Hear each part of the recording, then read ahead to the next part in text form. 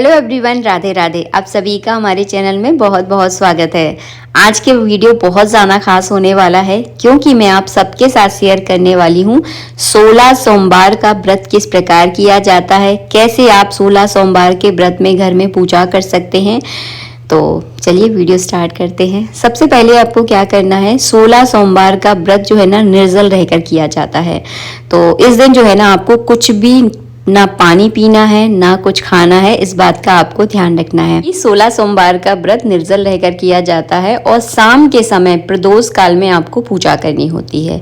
इस व्रत की शुरुआत कब करनी है, तो इस व्रत को आप सावन के पहले सोमवार से शुरू कर सकते हैं क्योंकि सावन का महीना तो होता ही भगवान शिव का महीना है। तो पहला सोमवार जैसे ही आप पड़ता है वैसे ही आप शुरू कर दें। किसी कारण बस अगर पहले सोमवार से शुरू नहीं कर पा रहे हैं तो नेक्स्ट अगले वाले से या शुक्ल पक्ष के सोमवार से भी आप शुरू कर सकते हैं, जैसा देखिए आपके लिए सुविधाजनक हो। तो शाम को प्रदोष काल में आपको पूजा करनी है। पूरब दिशा की ओर इस तरह से चौकी पटाव बिछा लें और जिस जगह आप पूजा करने वाले हैं आसन पर बैठकर आपको पूजा करनी है। मैं तो केवल आपको यहाँ पे पूजा करके दिखा रही हूँ, इसलिए मैं आसन बिछाना भूल गई थी, लेकिन आपको आसन बिछाकर ही पूजा करनी है। पटे के ऊपर हम बिछाएंगे कपड़ा। आप चाहें तो कोरा कपड़ा भी ले सकते हैं। अगर आपके पास कोरा कपड़ा नहीं है तो पूजा पाठ में यूज़ होने वाला, क्योंकि बहुत सारे तीज त्योहार पड़ते हैं उन पर हम पूजा करते हैं और उनके नीचे जो है ना कपड़ा भी बिछाते हैं, तो उस कपड़े का भी आप प्रयोग कर सकते हैं। अगर आपके पास भगवान शिव पार्वती की तस्वीर है जिनकी आप रोज़ पूजा करते हैं तो इस पूजा में उनको ज़रूर सम्मिलित करें और तस्वीर को आप ज़रूर रखें। अगर आपके पास नहीं है तो कोई दिक्कत नहीं है।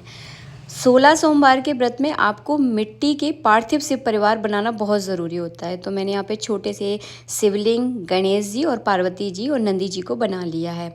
इस तरह की आपको एक बड़े प्लेट लेनी है और प्लेट के ऊपर इस तरह की अगर चौकी है तो चौकी बिछा लीजिए। ये पत्थर की चौकी है तो पानी से ख़राब नहीं होगी। अगर आपके पास इस तरह की चौकी नहीं है तो आप उल्टी प्लेट करके भी बेलपत्र रखें इस तरह से, जैसे कि मैं आपको रख कर बता रही हूँ, सेम इस तरह से आपको रखना है। और भगवान शिव की जलहरी का मुख जो है ना उत्तर दिशा की ओर आपको करना है। तो ध्यान से वीडियो को देखिएगा, आपको एक एक चीज़ जो है ना मैं इस वीडियो में बताने वाली हूँ। आज का वीडियो बहुत ज़्यादा खास है क्योंकि मैं आपको एकदम सरल तरीका बताने वाली हूँ 16 सोमवार के व्रत का करने का। सबसे पहले आपको क्या करना है, दीपक प्रज्वलित करना है। घी का दीपक आपको रखना है और दीपक में थोड़ा ज़्यादा घी रखिएगा क्योंकि इस पूजा में थोड़ा सा तो ज़्यादा टाइम लगता है। कम से कम जो है ना 1-1.5 घंटे तक ये दीपक जो है ना जलते रहना चाहिए। मैंने यहाँ पे धूप बत्ती को भी इस तरह से जला लिया है। चलिए अब हम पूजा करना शुरू करते हैं। तो सबसे पहले आपको क्या करना है, दीपक का पूजन करना है। एक फूल में चंदन और चावल लगाकर इस तरह से दीपक पर रखकर जो है ना दीपक का पूजन कर दें। इसके बाद आपको एक फूल, थोड़े से चावल और एक बेलपत्र हो तो बेलपत्र लेकर गणेश जी का, माता पार्वती का, नंदी जी का और भगवान शिव का आपको मन में ध्यान करते हुए चढ़ा देना है। इसके बाद करना है आपको संकल्प। देखिए कोई भी व्रत आप शुरू करें तो उसका संकल्प जरूर करें क्योंकि कहते हैं कि संकल्प से ही कार्य की सिद्धि होती है। कोई भी व्रत आप कर रहे हो, कलयुग है तो आप समझ सकते हो बिना स्वार्थ के तो इस दुनिया में कोई भी कुछ करता ही नहीं है। तो कहीं ना कहीं आपके मन में एक भाव होगा कि हमारा ये काम हो जाए, या कोई ना कोई भावनाएं तो देखिए रहती ही हैं। तो उस भावना को रखते हुए जो है ना भगवान के सामने आपको इस तरह से संकल्प करना है कि हमारी ये मनोकामना पूरी हो जाए और अपना नाम, गोत्र, जगह का स्थान का नाम बोलते हुए जो है ना संकल्प लेना है।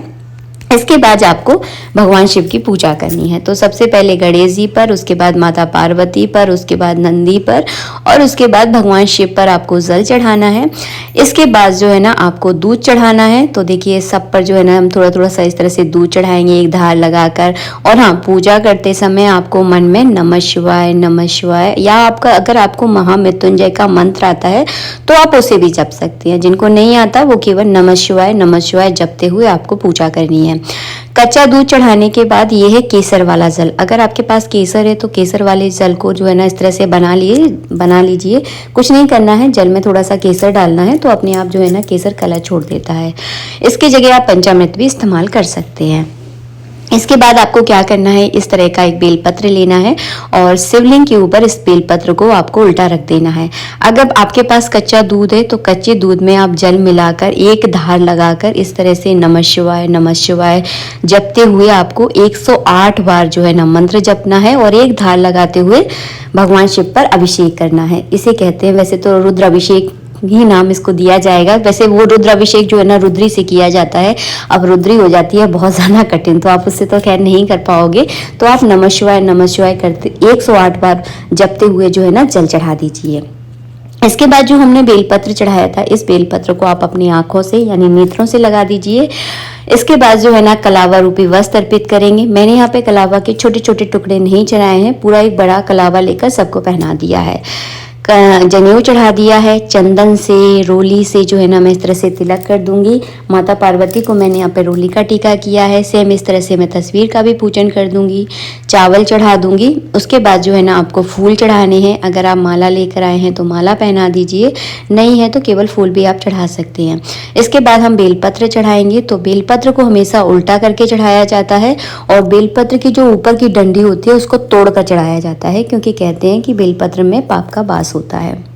बेलपत्र पर आप चाहे तो छोटी सी मनोकामना है तो लिख सकते हैं, नहीं तो केवल ओम या केवल चंदन लगाकर आप चढ़ाएं। इसके बाद मैंने गुलाल चढ़ाया, सिंदूर चढ़ाया, अबरक चढ़ाया और भांग केवल आपको भगवान शिव पर आपको चढ़ानी है। इसके बाद आपको इत्र लगाना है और आप चाहें तो स्नान के बाद भी आप इत्र लगा सकते हैं, लेकिन मैं थोड़ा सा लेट लगा रही हूँ, तो थोड़ा थोड़ा हल्के हल्के हाथों से आपको इत्र लगाना है। धूप दीप दिखाने हैं और जब भी आप पार्थिव शिवलिंग की पूजा करें तो बार बार मूर्तियों को आपको टच नहीं करना है। ध्यान रखिए, अगर थोड़ी सी भी आपसे ऊंच नीच हुई तो मूर्ति चटक सकती हैं और ये पूजा खंडित हो सकती है, तो इस बात का आपको विशेष ध्यान रखना है। 16 सोमवार के व्रत में 3 लड्डुओं का भोग लगता है और ये लड्डू जो है ना आटे के चूरमा से बनाए जाते हैं। जो मैं लड्डू आपको दिखा रही हूँ ये बेसन के लड्डू हैं। आपको बेसन के लड्डू का भोग नहीं लगाना, आपको चूरमा के लड्डू का भोग लगाना है। इस बात को आप ध्यान से सुन लीजिए। इसके बाद आपको कथा पढ़नी है 16 सोमवार के व्रत की, और हाँ, कभी भी खाली हाथ कथा ना पढ़ें। अपने सीधे हाथ में एक पुष्प, बेलपत्र और कुछ दक्षिणा रखकर ही आपको कथा पढ़नी है। इसके बाद मैं यहाँ पर हवन कर रही हूँ, तो मैंने अग्नि को यहाँ पे प्रज्वलित कर लिया है। मैं यहाँ पे सूखे नारियल से हवन कर रही हूँ। आप चाहें तो जो गाय के गोबर का उपला होता है उससे भी हवन कर सकते हैं। आप चाहें तो जो संविदा यानी हवन की लकड़ियाँ होती हैं उनसे भी आप हवन कर सकते हैं। इसके बाद जो है ना यहाँ पर मैं आहुति दे रही हूँ, तो आपको घी से आहुति नहीं देनी है, आपको हवन सामग्री से आहुति देनी है। मेरे पास यहाँ पर हवन सामग्री उपलब्ध नहीं थी, इसलिए मैं यहाँ पर घी का प्रयोग कर रही हूँ। तो हवन सामग्री से सबसे पहले आपको गौरी गणेश के नाम की आहुति देनी है, उसके बाद नवग्रहों की, और उसके बाद भगवान शिव के किसी भी मंत्र से जो है ना आप आहुति दें। इसके बाद 5 बार इस तरह से तीनों लड्डुओं में से आपको भोग लगाना है और उसके बाद जो है ना आपको जल का आचमन करवाना है। तो बहुत सरल तरीका मैंने बताने की पूरी कोशिश की है। इस तरह से देखिए जल का आचमन करवाया जाता है और जैसे ही आपका हवन कंप्लीट हो जाए उसके बाद जो है ना आपको आरती करनी है। तो जब आप आरती करो तो अपने पूरे परिवार को बुला लो अपने पास और उनके साथ मिलकर आपको खूब जोर तोड़ से जो है ना आरती करानी है भगवान शिव की। तो इस तरह से जो है ना हम आरती करेंगे। आप चाहे तो दूसरा दीपक भी जला सकते हैं, आप चाहे तो इससे कर सकते हैं, क्योंकि आरती जो है ना एकदम लास्ट स्टेप होता है पूजा का। तो यहाँ पे मैंने आरती कर दी है। आरती करने के बाद जो है ना जल का इस तरह से अर्घ दे दिया है और अर्घ देने के बाद शाम के समय पूजा करने के बाद जो है ना लड्डुओं का क्या किया जाता है। तो मैं अब ध्यान से आप इस वीडियो को देखिएगा, मैं आपको स्पष्ट रूप से बताऊंगी इन लड्डुओं को आपको क्या करना है। और पूजा करने के बाद देखिए दिन भर आपको व्रत करना है और शाम को प्रदोष काल में आपको पूजा करनी है और पूजा करने के बाद फिर जो है ना आप जल पी सकते हैं। और जल पीने के बाद केवल इस व्रत में एक लड्डू खाया जाता है। तो 3 लड्डू हैं। एक लड्डू आपको गाय को देना है, एक लड्डू से आपको सब पूरे घर वालों को सबको प्रसाद में बांटना है और एक लड्डू प्रसाद के रूप में आपको खुद को ग्रहण करना है। तो इस तरह से 3 लड्डुओं का आपको प्रयोग करना है। इसके बाद चौकी हटानी है। तो यहाँ पे सबसे पहले जो है ना मैं यहाँ पे विसर्जन के चावल छोड़ दूंगी और ये चावल छोड़ना बहुत ज़रूरी होता है। जनेऊ अगर आपके घर में कोई पहनता है तो उसको दे दीजिए, नहीं है तो पंडित जी को भी आप दे सकते हैं। कलावा जो हमने बड़ा सा चढ़ाया था इसको आप अपने हाथ पर भी बांध सकते हैं, अच्छा रहता है, इसीलिए मैं बड़ा कलावा चढ़ाती हूँ। इसके बाद जो है ना यहाँ पे जो ड्राई फ्रूट का मैंने प्रसाद चढ़ाया था इसको आप खा सकती हैं, सबको भी बांट सकते हैं।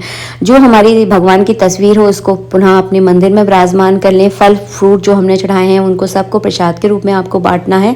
इसके बाद सब पर जो है ना मैं इस तरह से जल चढ़ा के सबका विसर्जन कर दूंगी। और जिस थाली में मैंने भगवान को स्नान कराया है उन्हीं में जो है ना इन भगवान को जो है ना मैं विसर्जित कर रही हूँ, क्योंकि जब चावल छोड़ देते हैं ना तो उस मूर्ति में भगवान का वास नहीं होता है। तो उनको जो है ना इस तरह से हम जल में डुबो देंगे, ताकि कुछ देर बाद ये जो मूर्तियां हैं एकदम पानी में मिट्टी जो है ना पूरी तरह से मिल जाएगी। इसके बाद आपको जो है ना चौकी हटा देनी है। चावल आप चाहे तो गाय को खिला सकते हैं, कपड़े को उठा के रख दे, बाद में नेक्स्ट टाइम फिर से इसे पूजा में यूज कर सकते हैं। और पटे को भी हटा देना है। जिस जगह आपने पूजा की है उस जगह आप थोड़ी सी गाय के गोबर से या पानी का इस तरह से हाथ जरूर फिर दे। इस तरह से जो है ना चौकी हटाई जाती है। चौकी आप चाहें तो सोमवार के दिन रात में भी हटा सकते हैं, आप चाहें तो नेक्स्ट डे यानी मंगलवार के दिन भी आप हटा सकते हैं सुबह के समय। तो अपनी सुविधा के अनुसार देख लें, क्योंकि पार्थिव शिवलिंग जो हम परिवार बनाते हैं उनको ज्यादा देर तक नहीं रखा जाता, उनका विसर्जन करना बहुत जरूरी होता है समय पर। इसीलिए हाल के साथ चौकी हटा देंगे तो ज्यादा सही रहेगा। पूजा के 1 घंटे बाद जो है ना आप चौकी हटा दीजिए, कोई दिक्कत नहीं है। आशा करती हूँ आपको वीडियो अच्छा लगा होगा। वीडियो पसंद आया है तो प्लीज वीडियो को लाइक कीजिएगा। मिलेंगे आप सबसे नेक्स्ट वीडियो में। 16 सोमवार की बहुत सरल विधि मैंने इस वीडियो में आप लोगों के साथ शेयर की है। जब तक के लिए जय श्री राधे मित्रों, राधे राधे।